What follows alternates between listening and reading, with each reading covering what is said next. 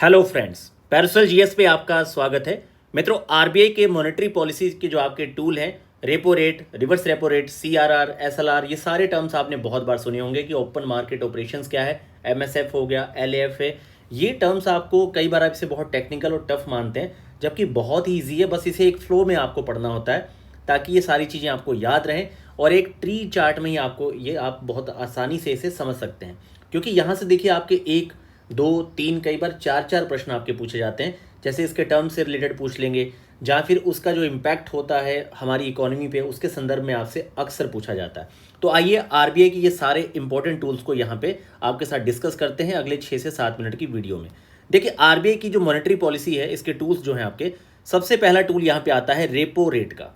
Repo rate क्या है? तो ये एक ऐसी रेट है जिसपे आरबीआई जो है आपका शॉर्ट टर्म के लिए जो फंड है उसे लैंड करता है, ठीक है, कमर्शियल बैंक के।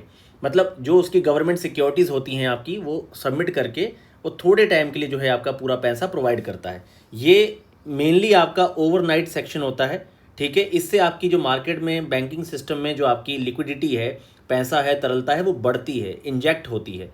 अब इसके भी इंक्रीज या डिक्रीज होने पे क्या इम्पैक्ट आएगा उसकी बात करेंगे। तो आप ये एक बार समझ गए होंगे, एक ऐसी रेट है जिसपे आरबीआई थोड़े छोटे समय के लिए, जैसे एक रात के लिए, एक दिन के लिए, अपना जो लैंड है जो आपका पूरा, उसे कमर्शियल बैंक को देता है। जो लैंड मतलब कि आपकी पूरी लिक्विडिटी, पैसा। इसके बाद देखिए, ये इंजेक्ट होने से आपका लिक्विडिटी इंजेक्ट होगी बैंकिंग सिस्टम में।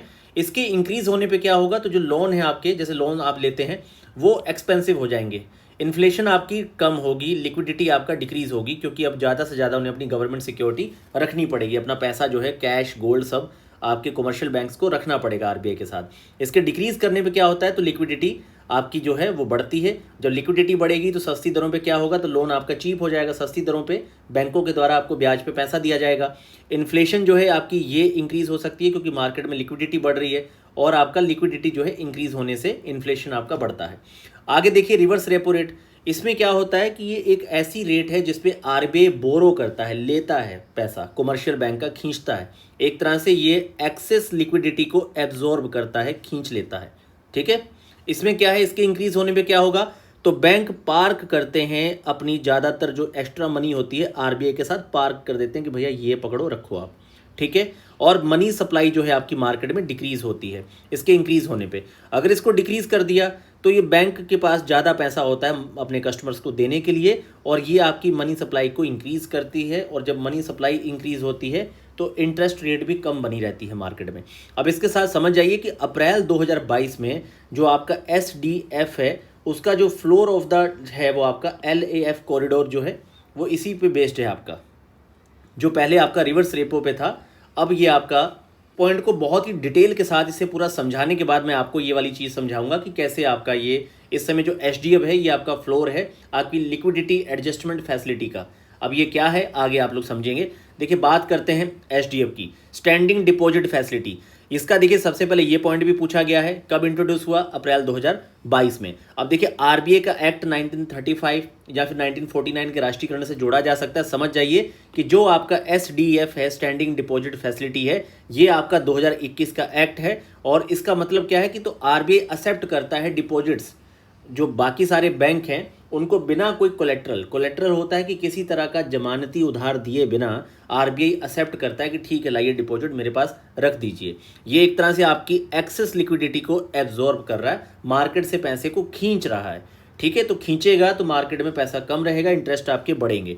ये आपका की फीचर है, और इसे याद कर लीजिए कि कोई भी गवर्नमेंट सिक्योरिटी रिक्वायर नहीं होती इसमें। ये लिखा हुआ है ना, विदाउट प्रोवाइडिंग कोलेट्रल, मतलब जमानती चीज़ें, गवर्नमेंट सिक्योरिटी वगैरह इसमें रिक्वायर नहीं है। और ये आपको स्टेटमेंट बनाया जा सकता है, इसलिए बिल्कुल क्लियर रखिए कि इसमें किसी प्रकार की गवर्नमेंट सिक्योरिटी की रिक्वायर्ड नहीं है। और ये फ्लोर ऑफ होता है किसका? एलएएफ का। एलएएफ इसी के बेस पे डिसाइड होता है। लिक्विडिटी एडजस्टमेंट फैसिलिटी का बेस जो है, पहले जो रिवर्स था, अब वो आपका एसडीएफ को रखा गया है। यही पॉइंट मैं ऊपर आपके साथ डिस्कस कर रहा था। अब देखिए, मार्जिनल स्टैंडिंग फैसिलिटी 2011 में इंट्रोड्यूस होती है। बैंक बोरो करता है एक रात के लिए पैसा आरबीआई से, उधार लेता है अपने छोटे मोटे जो चीज़ें होती हैं, मतलब मीट सडन लिक्विडिटी शॉर्टेज जो है उसको पूरा करने के लिए, फुलफिल करने के लिए, ठीक है। और ये आपका जनरली हायर होती है, रेपो रेट से हायर। ये भी एक पॉइंट है। देखिए, यही सब जो मैंने यहाँ लाइन 4-5 दी हैं, इसी को स्टेटमेंट फॉर्म में नोट या आपका नोट जेस लगा के पूछ लेगा, आप नहीं कर पाएंगे। इसलिए आप इसे कम से कम 2 से 3 बार सुनिएगा शांति से, तो ये बहुत ही आराम से आपका क्लियर हो जाएगा कि मार्जिनल स्टैंडिंग फैसिलिटी आपकी जो MSF है 2011 में इंट्रोड्यूस होती है। ये बैंक जो है आपके बोरो मतलब उधार लेते हैं RBI से एक रात के लिए, क्या ताकि वो अपने सडन जो एकदम लिक्विडिटी का क्रंच आ गया शॉर्टेजों से पूरा फुलफिल करने के लिए, और ये हमेशा हायर रहता है रेपो रेट से, और यही स्टेटमेंट बनेगा कि ये उससे कम रहता है रेपो रेट से। ठीक, आगे देखिए कैश रिजर्व रेशियो क्या है, ये परसेंटेज ऑफ नेट डिमांड और टाइम लायबिलिटी जो टोटल होता है पैसा किसी भी बैंक के पास, चाहे वो किसी भी वे में है, तो ये भाई कम से कम एक रेंज रखी गई है NDTL की कि परसेंटेज ऑफ जो टोटल NDTL है इसका एक मिनिमम एक परसेंटेज तय किया जाता है कि ये आपको RBI के साथ रखना ही होगा। ठीक है, आप मुझे कमेंट्स में बताएंगे कि अभी आपके जुलाई 2026 के अकॉर्डिंग CRR SLR कितना परसेंटेज है, ये आप मुझे अभी कमेंट्स में जरूर बताएंगे और आपका ये कंफर्म होगा। अभी इसमें इंटरेस्ट क्या है, तो देखिए no interest paid by RBI कोई पैसा नहीं देता इस पर, ये आपको रखना ही रखना है ताकि आपकी फाइनेंशियली हेल्थ जो है वो बनी रहे। इसके इंक्रीज़ होने पे क्या होगा भाई, इंक्रीज़ कर देंगे तो आप जो मान लीजिए RBI 4 है, अब RBI कहता है मुझे तुम्हारे मतलब तुम्हारे 10 में से 2 नहीं 10 में से 5 रुपये चाहिए, तो आपके पास 5 रुपये बचे। अगर वो आपसे 2 रुपये ले रहा है, आपके पास 7 रुपये हैं, तो जितना आपके पास पैसा ज़्यादा होगा आप ज़्यादा लैंड कर पाएंगे मार्केट में। अब अगर CR आपकी इंक्रीज़ होती है तो जाहिर सी बात है कि लैंडिंग आपकी डिक्रीज़ हो जाएगी, क्योंकि आपके 10 में से 8 रुपये इन्होंने पकड़ लिए। अगर आप 10 में से 4 लेते हैं तो आपके पास ज़्यादा लिक्विडिटी, आप ज़्यादा पैसा दे पाएंगे। तो इसके इंक्रीज़ होने पे लैंडिंग जो है आपकी पैसा मार्केट में डालने की वो डिक्रीज़ होती है, लिक्विडिटी भी आपकी डिक्रीज़ होती है, इन्फ्लेशन आपका जो है डिक्रीज़ होता है। तो एक तरह से इन्फ्लेशन बढ़ती जो है उसे काउंटर करने के लिए आपका CRR इंक्रीज़ होता है, और अगर ये डिक्रीज़ है तो लैंडिंग आपकी इंक्रीज़ हो जाएगी। आगे देखिए SLR, ठीक है, ये आप परसेंटेज भी मुझे बताएंगे कमेंट्स में। स्टैट्यूटरी लिक्विडिटी रेशियो, अब ये क्या है, तो ये परसेंटेज ऑफ आपका नेट डिमांड टाइम लायबिलिटीज जो होती है बैंक की, ये मतलब है कि आपको मस्ट इतनी लिक्विडिटी मेंटेन करनी पड़ेगी कैश, गोल्ड, गवर्नमेंट सिक्योरिटी के थ्रू। ठीक है, और ये RBI नहीं है, ये विद द बैंक इटसेल्फ, ये बैंक के ही साथ रहती है। ऐसा नहीं कि आपको ये उठा के RBI में रखना है, कि बैंक अपना कम से कम, जैसे भाई सीधी सी बात है, कहा जाता है ना कि अगर आपके पास 10 लाख की संपत्ति है तो आप 1 लाख तक का उधार अगर उठाएंगे तो ठीक है। अब आपके पास 10 लाख की संपत्ति, आप मार्केट से 20 लाख का लोन उठा लीजिए तो आपको सीधी बात है नीलामी होनी तय है। तो वही वाला है कि आप मिनिमम SLR आपको इतना कीप करना है।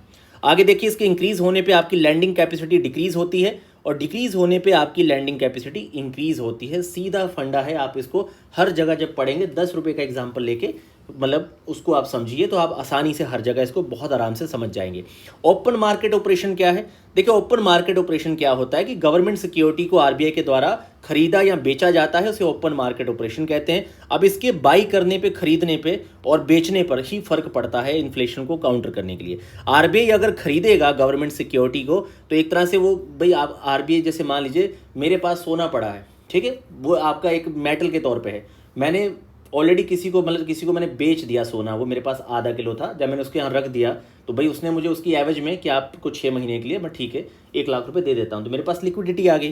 तो अगर RBI बाई करेगा सिक्योरिटी को तो ये लिक्विडिटी को इंजेक्ट करता है और मनी सप्लाई आपकी इंक्रीज होती है। अगर RBI इसे सेल करेगा तो ये फिर आपका लिक्विडिटी को एब्जॉर्ब कम करता है और मनी सप्लाई डिक्रीज होगी। ठीक है, और ये आपका लॉन्ग टर्म लिक्विडिटी मैनेजमेंट है। ये पूछा जा सकता है ओपन मार्केट ऑपरेशन, तो ये लॉन्ग टर्म वाला है, और पीछे जो हमने पढ़े थे वो आपके शॉर्ट टर्म वाले थे, ओवरनाइट वाले थे। इसके बाद देखिए लिक्विडिटी एडजस्टमेंट फैसिलिटी, ठीक है, इसका बेस मैंने आपको बताया था कि क्या है इस समय। LF का बेस मैंने आपको क्या बताया था, मुझे कमेंट्स में जरूर बताइए कि इस समय इसका बेस क्या है। इस समय रिवर्स रेपो रेट नहीं है, इसका इस समय बेस क्या है LF को तय करने का। ये इंट्रोड्यूस हुआ था 2000 में। मीनिंग क्या है, तो फ्रेमवर्क है आपका थ्रू द RBI मैनेज करता है डे टू डे लिक्विडिटी को। ठीक है, इसके कंपोनेंट्स में रेपो भी है, SDF भी है। ठीक है, यही SDF पहले रिवर्स रेपो था, अब ये आपका MSF जो है, ये तीनों चीज़ें जो हैं आपकी, ये मिलके आपका पूरे कंपोनेंट्स बनता है LAF। ठीक है, अब आपका रिवर्स नहीं है तो ये हटा दीजिएगा, यही स्टेटमेंट में रहेगा आपका प्रश्न गलत करवाने के लिए। अब ये क्या करता है, तो मेंटेन करता है शॉर्ट टर्म इंटरेस्ट रेट को, लिक्विडिटी को। इसके साथ ही मित्रों अब आप देखिए वेरिएबल रेट रेपो और आपकी वेरिएबल रेट रिवर्स रेपो, ये 2 टर्म्स भी आते हैं। अब ये क्या है, तो ठीक है, ये सीधा आपके ऑक्शन सिस्टम है, मतलब बैंक आपके जो है, आपका बैंक RBI से फंड्स को बोरो करते हैं, लेते हैं ऑक्शंस के थ्रू, और ये मार्केट डिटरमाइन करती है कि जो आपकी लिक्विडिटी है शॉर्ट टर्म के लिए कितनी होगी, किस तरीके से एडजस्ट होगी। तो मार्केट के ऑक्शन बेस पे कुछ बैंक जो हैं वो आपका फंड वगैरह RBI से उधार लेते हैं, तो तो ये आपका वेरिएबल रेट रेपो है। और जब बैंक डिपॉजिट करता है अपने सरप्लस फंड को आरबीआई के साथ, तो ये आपका रेट रिवर्स रेपो है। ठीक है, और ये पूरी तरह से बेस्ड है ऑक्शन पे, ये आप बात याद रखेंगे।